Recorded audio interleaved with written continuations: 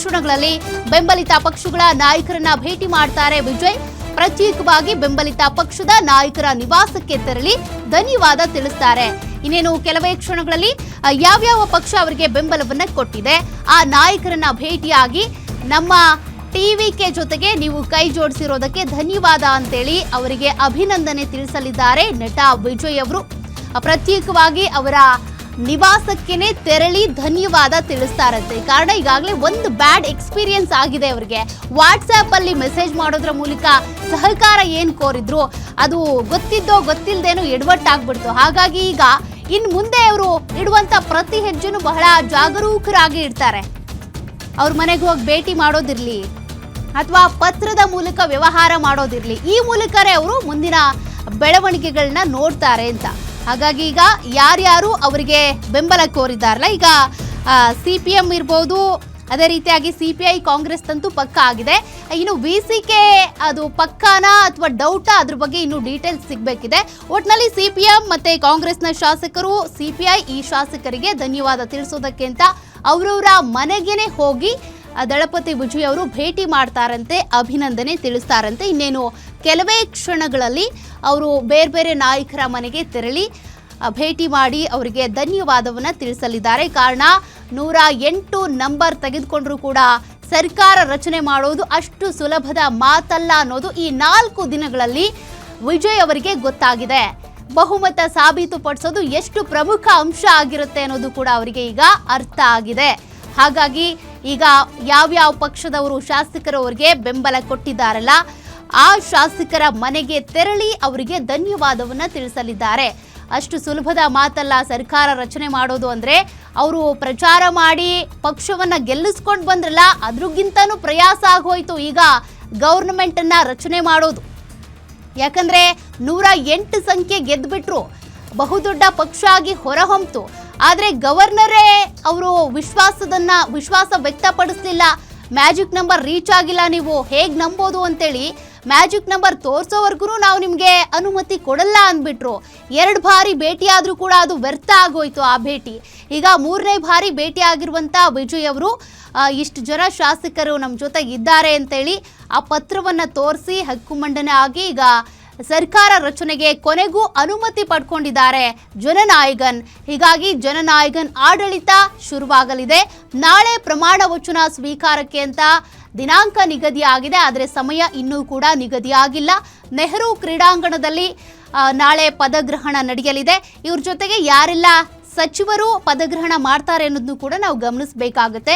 ಕಾರಣ ಈಗಾಗಲೇ ಕೆಲ ಪಕ್ಷಗಳು, ಅದರಲ್ಲೂ VCK ಅಂತೂ ಭಾರಿ ಕಂಡೀಷನ್ಸ್ ಅನ್ನ ಇಟ್ಟಿದೆ. ಅವ್ರು ಇನ್ನೂ ಬೆಂಬಲ ಕೊಟ್ಟಿದೆಯೋ ಕೊಟ್ಟಿಲ್ವೋ ಅದನ್ನ ಅಧಿಕೃತವಾಗಿ ವಿಜಯ್ ದಳಪತಿ ಅವರೇ ಘೋಷಣೆ ಮಾಡ್ತಾರೆ. ಕಾರಣ ಎಲ್ಲ ಕಂಡೀಷನ್ಸ್ಗೂ ಒಪ್ಕೊಂಡ್ರೆ ಬೇರೆ ಪಕ್ಷದವರು ಕೂಡ ಕಂಡೀಷನ್ಸ್ ಹಾಕಬಹುದು.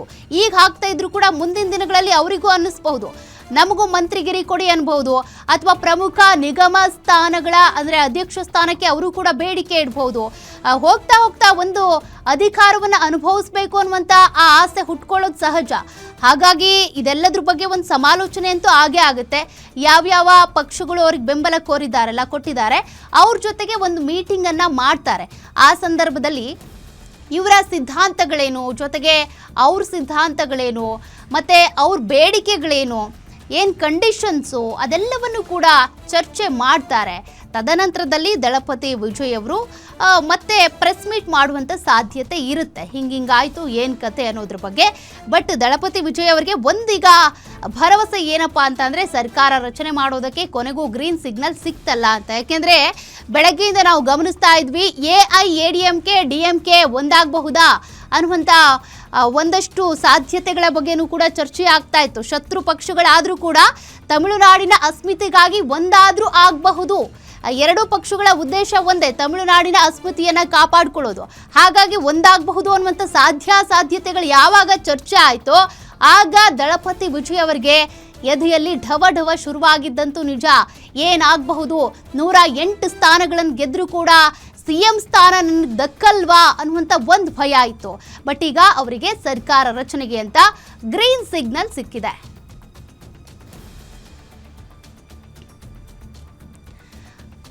ಡೀಟೇಲ್ಸ್ ಕೊಡ್ತಾ ಇದ್ರು ಎಡಿಟರ್ ಸತೀಶ್ ಡೆಸ್ಕ್ ಲೈವ್ ಇಂದ. ಸತೀಶ್, ನಾವು ಈಗಾಗಲೇ ಗಮನಿಸ್ತಾ ಇದ್ದೀವಿ, ದಳಪತಿ ವಿಜಯ್ ಅವರು ರಾಜ್ಯಪಾಲರನ್ನ ಭೇಟಿಯಾಗಿ ತೆರಳಿದ್ದಾರೆ. ಇನ್ನೇನು ಕೆಲವೇ ಕ್ಷಣಗಳಲ್ಲಿ ಬೇರೆ ಬೇರೆ ಪಕ್ಷದ ಶಾಸಕರನ್ನ, ಬೆಂಬಲ ಕೊಟ್ಟ ಶಾಸಕರ ಮನೆಗೆ ಹೋಗಿ ಭೇಟಿ ಮಾಡಿ ಧನ್ಯವಾದ ತಿಳಿಸಲಿದ್ದಾರೆ ಅಂತ ವಾಟ್ಸ್ಆಪ್ ಅಲ್ಲಿ ಮೆಸೇಜ್ ಕಳಿಸಿ ಬೆಂಬಲ ಕೋರಿದಂತ ವಿಜಯ್ ಅವರಿಗೆ ಈಗ ಮನವರಿಕೆ ಕಾಣಿಸ್ತಾ ಇದೆ. ಸೌಖ್ಯ, ನಾಳೆ ಬೆಳಗ್ಗೆ 11 ಗಂಟೆಗೆ ಮುಖ್ಯಮಂತ್ರಿಯಾಗಿ ವಿಜಯ್ ಪ್ರಮಾಣ ವಚನ ಸ್ವೀಕರಿಸಲಿದ್ದಾರೆ. ಟೈಮ್ ಕನ್ಫರ್ಮ್ ಆಗಿದೆ. ರಾಜಭವನದಿಂದ ಈಗ ಅಧಿಕೃತವಾಗಿ ಟೈಮ್ ಬರ್ತಾ ಇದೆ. ಸೌಖ್ಯ, ಬೆಳಗ್ಗೆ 11 ಗಂಟೆಗೆ ವಿಜಯ್ ಮುಖ್ಯಮಂತ್ರಿಯಾಗಿ ಪ್ರಮಾಣ ವಚನ ಸ್ವೀಕರಿಸಲಿದ್ದಾರೆ. ಗವರ್ನರ್ ಈಗ ಕ್ಲಿಯರ್ ಮಾಡಿದ್ದಾರೆ. 120 ಶಾಸಕರ ಬೆಂಬಲವನ್ನು ವಿಜಯ್ ಏನು ಪತ್ರದ ಮುಖಾಂತರ ರಾಜ್ಯಪಾಲರಿಗೆ ಕೊಟ್ಟಿದ್ದಾರೆ. ಈಗ ಅದಕ್ಕೆ ರಾಜ್ಯಪಾಲರು ಕೂಡ ಖುಷಿಯಾಗಿದ್ದಾರೆ. ಎಸ್, ನೀವು ನಾಳೆ ಮುಖ್ಯಮಂತ್ರಿಯಾಗಿ ಪ್ರಮಾಣ ವಚನ ಸ್ವೀಕರಿಸಬಹುದು ಅನ್ನೋ ಆರ್ಡರನ್ನು, ಆದೇಶವನ್ನು ಕೊಟ್ಟಿದ್ದಾರೆ, ಗ್ರೀನ್ ಸಿಗ್ನಲ್ ಕೊಟ್ಟಿದ್ದಾರೆ ರಾಜ್ಯಪಾಲರು. ಹೀಗಾಗಿ ನಾಳೆ ಬೆಳಗ್ಗೆ 11 ಗಂಟೆಗೆ ಚೆನ್ನೈನ ನೆಹರು ಸ್ಟೇಡಿಯಂನಲ್ಲಿ ತಮಿಳುನಾಡಿನ 27ನೇ ಮುಖ್ಯಮಂತ್ರಿಯಾಗಿ ವಿಜಯ್ ಪ್ರಮಾಣ ವಚನ ಸ್ವೀಕರಿಸಿದ್ದಾರೆ. ಇದು ಅಧಿಕೃತವಾಗಿ ಬರ್ತಿರ್ತಕ್ಕಂಥ ಮಾಹಿತಿ. ಈಗ ನಾಳೆ ಬೆಳಗ್ಗೆ 11 ಗಂಟೆಗೆ ವಿಜಯ್ CM ಆಗಿ, ತಮಿಳುನಾಡಿನ CM ಆಗಿ, 27ನೇ CM ಆಗಿ ಪ್ರಮಾಣ ವಚನ ಸ್ವೀಕರಿಸಲಿದ್ದಾರೆ. ಸೌಖ್ಯ, ಇದು ಅಧಿಕೃತವಾಗಿ ಬರ್ತಿರ್ತಕ್ಕಂಥ ಮಾಹಿತಿ. ಈಗ ಏನು TVKಗೆ ಬೆಂಬಲ ಕೊಟ್ಟಿರ್ತಕ್ಕಂಥ CPI, CPM, VCK ಜೊತೆಗೆ ಮುಸ್ಲಿಂ ಲೀಗ್, ಈ 4 ಪಕ್ಷಗಳ ಜೊತೆಗೆ ಕಾಂಗ್ರೆಸ್ನ ನಾಯಕರಿಗೆ ಧನ್ಯವಾದವನ್ನು ಹೇಳಲಿದ್ದಾರೆ ವಿಜಯ್. ಸೊ ಆ ಮುಖಾಂತರ ತಮಿಳುನಾಡಿನಲ್ಲಿ ಈಗ ನಾಳೆಯಿಂದ ಹೊಸ ಶಕೆ ಶುರುವಾಗುತ್ತೆ. ವಿಜಯ್ ಅವರು ಮುಖ್ಯಮಂತ್ರಿಯಾಗಿ ಪ್ರಮಾಣ ವಚನ ಸ್ವೀಕರಿಸಲಿದ್ದಾರೆ. ಕನ್ಫರ್ಮ್. ಸೌಖ್ಯ. ಸತೀಶ್, ಅಂತೂ ಇಂತೂ ಸಮಯ ನಿಗದಿ ಆಗಿದೆ. ಗ್ಯಾರಂಟಿ ನ್ಯೂಸ್ಗೆ ಸಿಕ್ಕಿರುವಂತ ಎಕ್ಸ್ಕ್ಲೂಸಿವ್ ಮಾಹಿತಿ ಇದು. ನಾಳೆ ಬೆಳಗ್ಗೆ 11 ಗಂಟೆಗೆ ಪದಗ್ರಹಣ ಮಾಡೋದು ಫಿಕ್ಸ್ ಎನ್ನಲಾಗ್ತಾ ಇದೆ. ಜೊತೆಗೆ TVK ಪಕ್ಷದ ಸಂಸ್ಥಾಪಕ ಆಗಿರುವಂತ ವಿಜಯ್ ದಳಪತಿ ಅವರು ಇದಕ್ಕೆ ಸಂಬಂಧಪಟ್ಟಂತೆ ಏನಾದರೂ ಅಧಿಕೃತವಾಗಿ ಮಾಹಿತಿಯನ್ನ ಕೊಡುವಂತ ಸಾಧ್ಯತೆ ಇದೆಯಾ ಸತೀಶ್? ಯಾಕೆಂದ್ರೆ ಮ್ಯಾಜಿಕ್ ನಂಬರ್ ಬಗ್ಗೆ ನಮಗೆ ಸಾಕಷ್ಟು ಡೌಟ್ ಇತ್ತು. 118, 121, 116 ಅಂತ. ಬಟ್ ಗವರ್ನರ್ ಇಂದ ಅನುಮತಿ ಸಿಕ್ಕಿದ್ರು ಕೂಡ ಅಧಿಕೃತ ಮಾಹಿತಿ ಬೇಕಲ್ಲ, ಹಾಗಾಗಿ ಎಸ್ ಸೌಖ್ಯ, ಈಗಷ್ಟೇ ಕನ್ಫರ್ಮ್ ಆಗಿದೆ. ಬೆಳಗ್ಗೆ 11 ಗಂಟೆಗೆ ವಿಜಯ್ ಮುಖ್ಯಮಂತ್ರಿಯಾಗಿ ಪ್ರಮಾಣ ವಚನ ಸ್ವೀಕರಿಸಲಿದ್ದಾರೆ. ತಮಿಳುನಾಡಿನ 27ನೇ ಮುಖ್ಯಮಂತ್ರಿಯಾಗಿ ವಿಜಯ್ ಪ್ರಮಾಣ ವಚನ ಸ್ವೀಕರಿಸಲಿದ್ದಾರೆ. ಈಗ ಬರ್ತಿರ್ತಕ್ಕಂಥ ಮಾಹಿತಿ, ಈಗ ಕಳೆದ 2 ದಿನಗಳಿಂದನೇ CM ಆಗಬೇಕಾಗಿತ್ತು. ಆ ಒಂದು ಪ್ರಮಾಣ ವಚನಕ್ಕೆ ರಾಹುಲ್ ಗಾಂಧಿ ಬರ್ತಾರೆ ಅನ್ನೋ ಲೆಕ್ಕಾಚಾರ ಇತ್ತು. ಜೊತೆಗೆ ಕರ್ನಾಟಕದ ಮಲ್ಲಿಕಾರ್ಜುನ್ ಖರ್ಗೆ ಕೂಡ ಈ ಒಂದು ಪ್ರಮಾಣ ವಚನಕ್ಕೆ ಬರ್ತಾ ಇದ್ದಾರೆ. ಯಾಕಂದ್ರೆ ಇವತ್ತು ನಾವು ಬೆಳಗ್ಗೆಯಿಂದ ನೋಡ್ತಾ ಇದ್ವಿ, ಟ್ರಬಲ್ ಶೂಟರ್ ಆಗಿದ್ದು ಮಲ್ಲಿಕಾರ್ಜುನ್ ಖರ್ಗೆ. CPM, CPI ಪಕ್ಷದ ಜೊತೆ ಮಧ್ಯಸ್ಥಿಕೆಯನ್ನು ವಹಿಸಿ ಮಾತನಾಡಿದ್ದು ಮಲ್ಲಿಕಾರ್ಜುನ್ ಖರ್ಗೆ. ಸೊ ಹಾಗಾಗಿ ನಾಳೆಯ ವಿಜಯ್ ಅವರ ಪದಗ್ರಹಣಕ್ಕೆ ಮಲ್ಲಿಕಾರ್ಜುನ್ ಖರ್ಗೆ ಕೂಡ ಸಾಕ್ಷಿಯಾಗಲಿದ್ದಾರೆ. ಮಲ್ಲಿಕಾರ್ಜುನ್ ಖರ್ಗೆ ರಾಹುಲ್ ಗಾಂಧಿಯ ಜೊತೆಗೆ ಎಡಪಕ್ಷಗಳ ನಾಯಕರು, VCK ಪಕ್ಷದ ನಾಯಕರು, ಜೊತೆಗೆ ಮುಸ್ಲಿಂ ಲೀಗ್ ನಮ್ಮ ನಾಯಕರು ಕೂಡ ಈ ಒಂದು ಪದಗ್ರಹಣಕ್ಕೆ ಸಾಕ್ಷಿಯಾಗಲಿದ್ದಾರೆ.